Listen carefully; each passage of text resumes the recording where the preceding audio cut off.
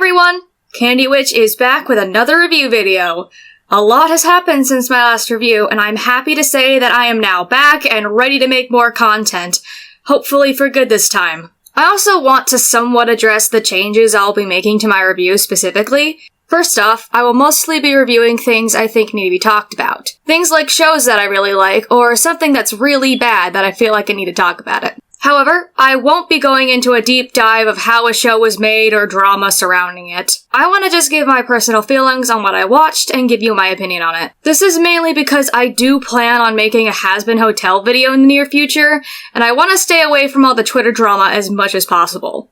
With that being said, let's start the video. Care Bears Unlock the Magic is the most recent installment in the Care Bears franchise. Released back in 2019 and ran till about 2023 with only one season that contains 50 episodes. It aired on Cartoon Network's channel Boomerang, and was met with mixed reviews. Some would call it good, while others would call it the worst thing that ever came out of Care Bears. And if I were making this review back in 2019, I would have agreed with that second statement. I remember first finding out about UTM when I was younger, and I hated it. I hated it so much that I eventually went back to the 80s show just to cleanse my palate. But around the year 2022, I decided to give it a watch. I mean, after all, I gave Rise TMNT a second chance, and I liked it. Why not Care Bears? Then fast forward to August 2023, I decided to watch the rest, and I became hooked. This show has a lot more than you expect. Sure, upon first watch, there really isn't anything to take notice of, but after watching the whole show and coming back to certain episodes, you'll notice there's a lot more details about the characters and world setting as a whole. There were so many times I would just overanalyze everything and I started theorizing like the little map pad nerd that I am. But I won't get into the theorizing with this video.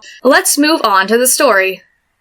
The show starts with Funshine getting sucked into and lost in a new place called the Silver Lining, and his friends Cher, Grumpy, Cheer, and Good Luck all go to the Silver Lining to try and find him. After finding him, they run into a little creature called a Whiffle named Dibble, who quickly becomes Grumpy's adopted child. Dibble says that she's lost and they decide to take her home before returning to Care-a-Lot. However, in another part of the Silver Lining are a bunch of these purple guys called Bad Crowders, led by their boss, Bluster. Her friends were having an argument on how to find her, which made bad vibes. The Bad Crowd uses bad vibes to create bad seeds, which are used to expand their territory, Blusterland. And when Dibble returned to her friends, it made the Whiffles happy, which in turn made the bad vibes stop. Bluster and his team go off to make the Whiffles upset and started following them through a cave, changing the plan from making them upset to having them lead the Bad Crowd to the Tree of Caring. Oh yeah, by the way, the Whiffles take seeds of Caring from the Tree of Caring and plant them to expand Care-a-Lot. And the Bad Crowd doesn't want that. Thankfully, the Cloudseeker crew run into the Bad Crowd and quickly thwarts their plan. They then decide to stay in the Silver Lining in case Bluster comes back to harm the Whiffles. And the whole series pretty much has the same premise. Some episodes, the Bad Crowd will attempt something evil, but gets defeated by the Cloudseeker crew by the end of the episode. However, there are certain things they handle with their characters, which I like a lot, and became a main reason why I really like Bad Crowd. Now, let's move on to what I liked about the show.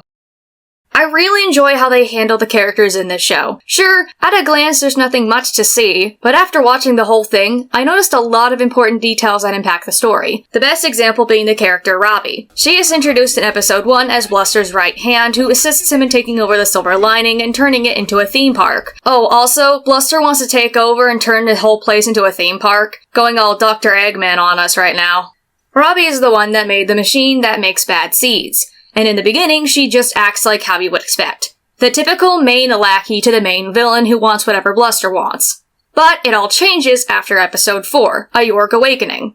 Now before this episode, Bluster and Robbie were actually a really great duo. Bluster was also a lot nicer to her in that time, often crediting her for her schemes and inventions. So, what happens in episode 4 that is important to these characters? Well, it's after this episode that we notice a shift in Bluster and Robbie's behavior towards each other. Basically, the episode starts with Funshine waking up a giant rock monster called a York by insulting it. While it's awake, it makes a lot of destruction on accident and destroys the Whiffles' gardens. Bad Crowd sees this and decides to consistently insult it to keep it from going back to sleep. Funshine and Grumpy find out, and Funshine proceeds to change their lives forever. What Funshine does is that he takes these hollowed out branches and with his excellent voice acting skills, pretends to be both Bluster and Robbie to say nice things to them, which in bad guy language is pretty much insults. Both get mad and have a fight, which ends with Robbie saying she quits, takes the car, and leaves Bluster in the middle of nowhere. After this, Bluster starts treating Robbie differently. Sure, it starts off somewhat the same, but it quickly becomes very noticeable. From doing things like taking credit for her work, to insulting her, to even threatening to fire her if she doesn't do what he wants with the desired results. However, the episode that started Robbie's redemption arc is episode 12, The Grumpy Effect. In this episode, Bluster and Robbie kidnap Grumpy and force him to wander around Bluster's maze. The goal was to make Grumpy so mad that they can extract his bad vibes to make the ultimate bad seed. Robbie showed her doubts about the plan and noticed something was wrong with it, to which Bluster tells her that if something's wrong with her machine, that it was her fault, and that it's so hard to find decent help these days. To which Robbie takes immediate offense and attempts to leave, but ends up falling in the maze and getting trapped. She soon meets up with Grumpy and they work together to escape, starting off her redemption arc. Episodes like that would continue to display how Bluster's mean towards Robbie until episode 30, Neon Beach Party. This episode is very important to the show and is a highlight point for Robbie's arc. The episode is about Bluster going on his summer vacation at a lakeside beach, all organized by Robbie. However, unknown to them, on the other side of the lake were the Care Bears,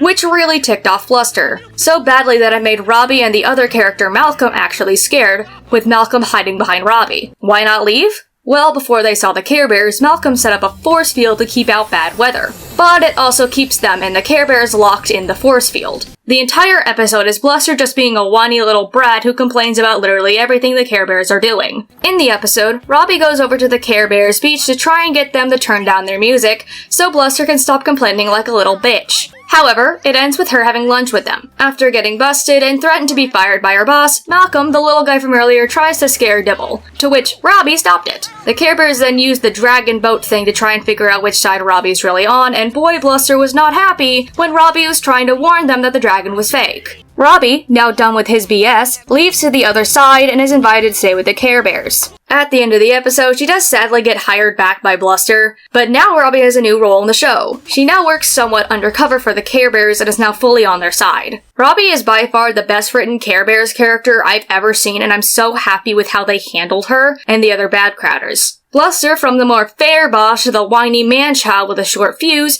to Malcolm's kiss-assiness turned into attempting to overthrow Bluster. I could go on and on talking about the voice acting or straight up my favorite character, but I just took an entire section of this video talking about Robbie, so let's just move on to what I didn't like about this show. I know I praise this show to a large extent, but it is far from perfect. There are so many things in this show that I wish were handled better. That mostly being character designs. The Care Bears are the worst case of this fact. They don't look good at all. They're all basically the same base model with different colors and assets attached to them. Not to mention the lack of accessories. I remember Cheer being the most accessorized of the group. I really liked whenever she would wear something in an episode. Give us back the Cheer with the yellow jacket and ponytail, that was fashion. Even in Adventures in Care-a-Lot, almost every bear had their own unique accessory that fit their character. Now, I may have an idea why the Care Bears look so bad. It's probably because they are animator friendly. I tried to look up what kind of animation was used for this show, but I was met with nothing, so the best I can think of is 2D animation rigging. Kinda like Bluey or G4 My Little Pony. They're all simple designs for the sake of rigging them. But I could be wrong. Feel free to correct me in the comments. Because of how bad and samey all the Care Bears look, it's no wonder I was more drawn into the bad crowd, cause all the bad crowders look different. It's a diverse cast of background characters. Also, voice acting. I like how some of the characters sound. No complaints on Bad Crowd cast. However, the Care Bears are a different story. These are probably the strangest voice acting I've seen in a reboot. Tenderheart's voice is so deep. Same with Bedtime, only he's British for some reason. It's definitely something you'd have to get used to. Cloud Secret Crew sounds good though. Somehow they always nail Grumpy's voice in every cartoon. And with that, let's move on to the closing statement. Is this show for everyone? Absolutely not. I've shown this show to a lot of people and it's clearly not for everyone. It doesn't matter how much I praise this show, its writing was still intended for a much younger demographic, something I am not a part of. And while I have met others who enjoy the show the same way I do, I've also met people who just don't like children's media meant for toddlers, which is fair. Do I recommend this show? Absolutely. Whether you actually want to watch it or have something in the background, it's a perfect fit. If you have seen the show, let me know what you thought about it in the comments, and be sure to tell me your favorite part or character. That's all for now. See you in the next one.